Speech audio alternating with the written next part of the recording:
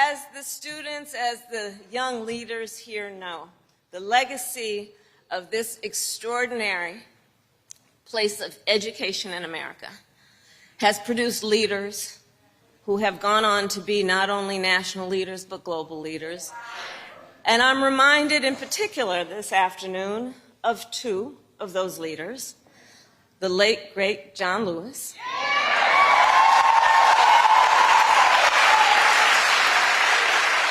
and of course, the phenomenal Diane Nash.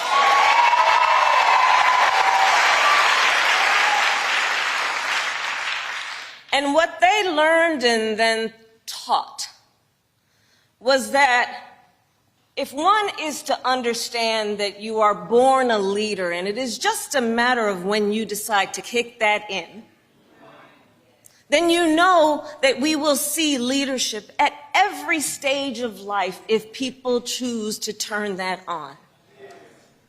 And we have seen that here in Tennessee over the last couple of weeks. We have seen over 7,000 students and young leaders go to the Capitol to talk about what John Lewis and Diane Nash talked about, the importance of freedom, the importance of liberty, the importance of respecting the right of all people to live where they receive dignity, where they live in a place that they can be free from harm. And so we are here understanding the broad shoulders upon which we all stand.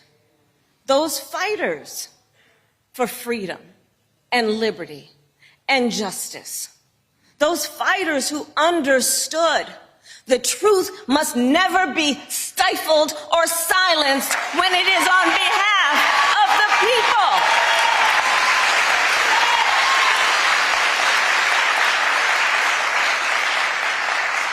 And so I want to start by recognizing the Tennessee Three.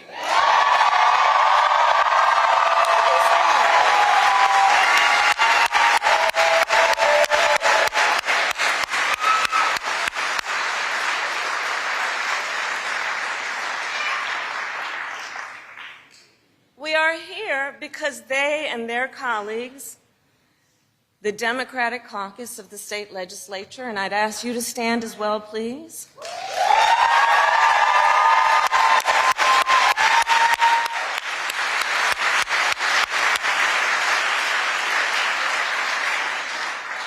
Because they chose to show courage in the face of an extreme tragedy, which is that 11 days ago, 6 people, 3 educators, and 3 babies, 9 years old,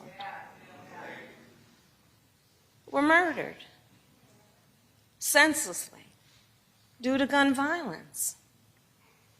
They chose to lead and show courage to say that a democracy allows for places where the people's voice will be heard and honored and respected.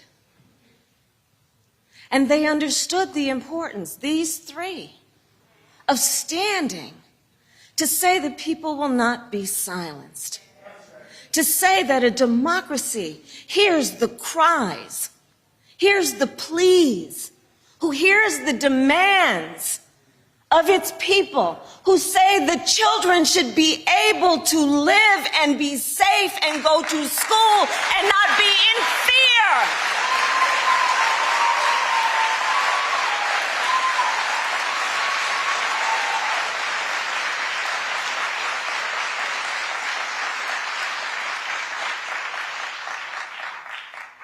They said, we understand when we took an oath to represent the people who elected us, that we speak on behalf of them. It wasn't about the 3 of these leaders. It was about who they were representing. It's about whose voices they were channeling. understand that? And is that not what a democracy allows?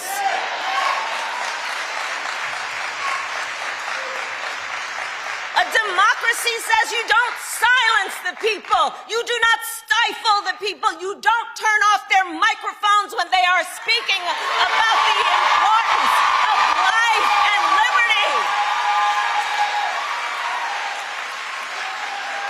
That is not what a democracy does.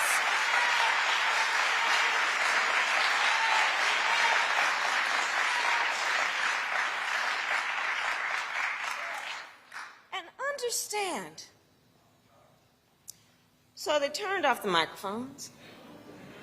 They tried to tell them to sit down and be quiet. But they understood that the voices must be heard. So think about this. In order to make sure the voices were represented in that place where elected leaders are supposed to lead in a democracy, these leaders had to get a bullhorn. They had to get a bullhorn to be heard. Well, you know what? That happens in a democracy too.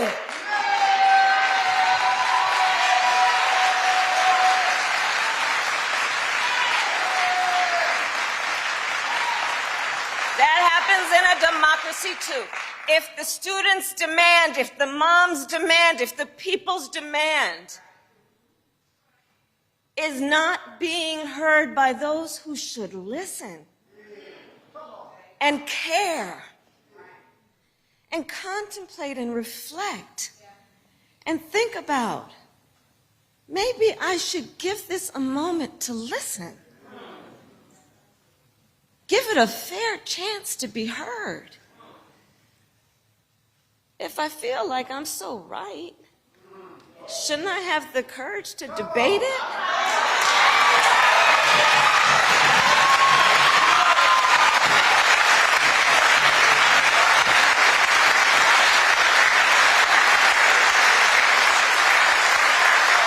Make your case. Make your case. You don't turn off the microphones. And then they do that. And then guess what? Because you know what? Can't have those voices in that room challenging notions about who should say what and when and where. Let's expel them. Can you imagine? Let's get rid of them entirely. Let's remove them not only for that moment, but remove these people who have been elected to represent the people. And let us decide who should represent the people. What is that? That is not a democracy. That is not a democracy. You can't walk around with your lapel pin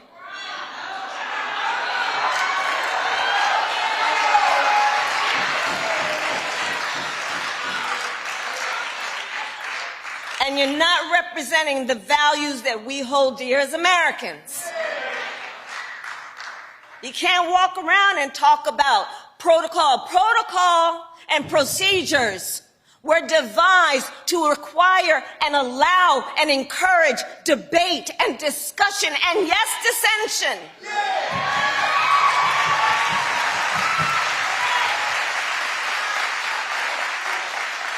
But these so-called leaders tried to shut it down instead.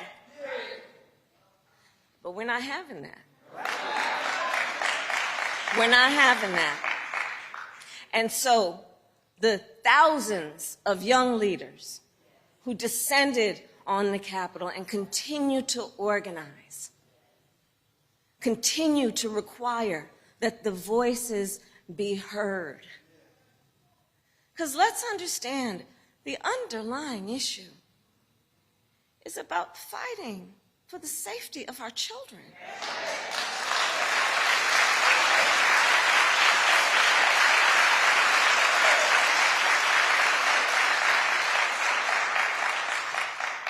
saying that, you know, our babies are going to school. It's been years now where they're taught to read and write and hide in a closet and be quiet if there's a mass shooter at their school. Where our children who have God's capacity to learn and lead, who go to school in fear, if their back is to the back of the door, that they don't know what might be coming through the door. Our children are being traumatized by this fear. Parents are wondering and asking and praying every time they send their child to school or take their child to school that their baby might come home safe. Think about the underlying issue. You know, some things are up for partisan debate. Sure. And they will be, because that is also a sign of a democracy. But on the issue of smart gun safety laws, background checks. Background checks.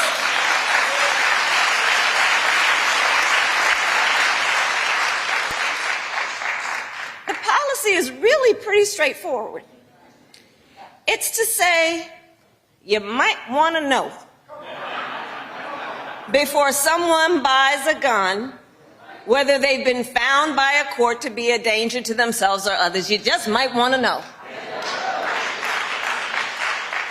You might want to know if someone has shown themselves to be violent before they can go and buy a gun. You just might want to know.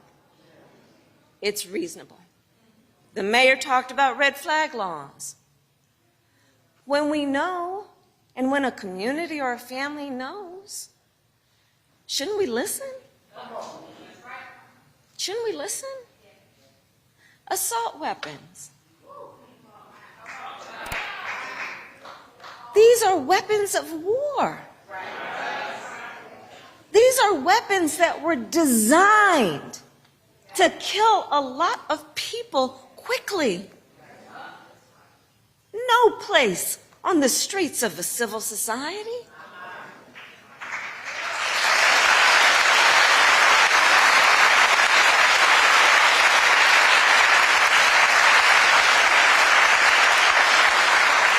Part of the underlying point is let's not fall for the false choice, which suggests you're either in favor of the Second Amendment or you want reasonable gun safety laws. We can and should do both.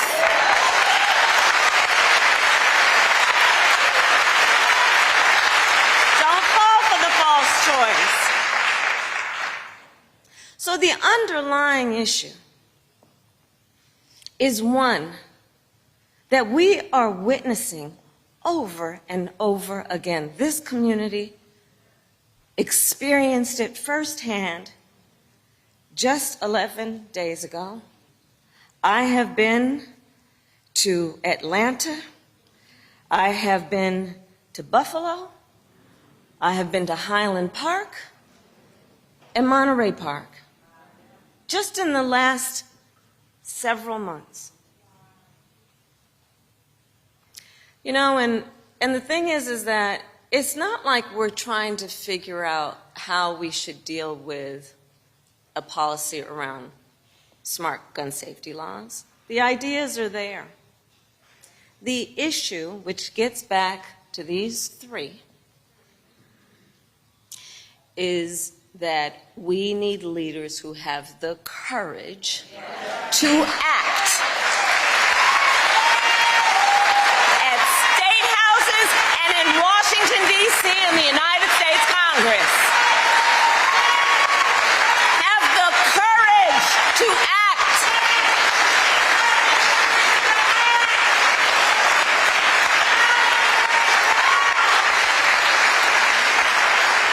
Instead of the cowardice to not allow debate and to not allow a discussion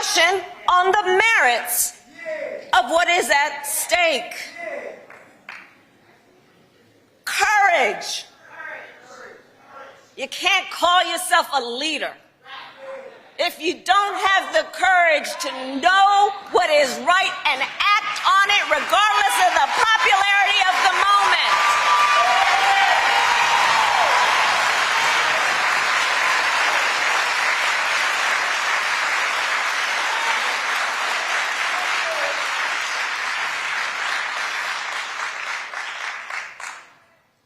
So I'm going to close with this point. I do believe that every generation has its calling.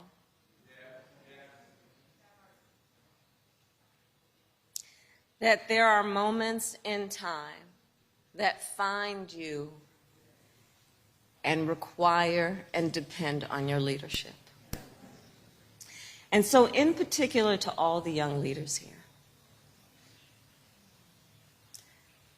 this issue is going to require your leadership.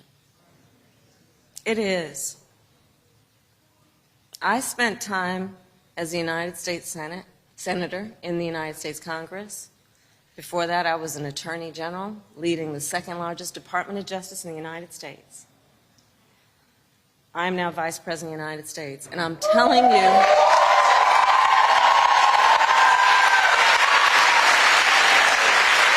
and I'm sharing that with you, the young leaders here, to tell you, we need you. We need you. Every movement, in my perspective, that has been about progress in our country was led by the young leaders like John Lewis and Diane Nash and you. The Justins. Every one of them. And so we are going to be depending on you in solidarity with the work we will all do in our respective positions to lead. You speak with such clarity. You speak by telling the truth through a lived experience. Your voices are part of the conscience of our country. When we need in these moments in time people who have something in them that is about empathy, about care, about a sense of responsibility for their brother and sister. We need you all. And your leadership in this movement is going to impact people that you may never meet, people who may never know your name. But because of your leadership, they will forever be benefited. So I say all that to say, we will not be defeated. We will not be deterred. We will not throw up our hands when it is time to roll up our sleeves. We will